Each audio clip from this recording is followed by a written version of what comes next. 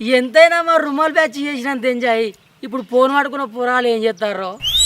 ఎర్రగున్న లచ్చి నిడిచిపెట్టి కర్రెగున్న మా పోషంబడ పడతాను. ఏంది కథ? కథ లేదు, కళ్యాణ్ బీడి కట్టలేదు. ఇగో పిల్ల, నా పనితనం చూసి మీ పోసి నన్ను పట్టిడతలేదు. అయినా ప్రేమకు మనసు ఉండాలి కానీ నలిపేది తెలిపిందో. సరే గాని నాటేసిరా.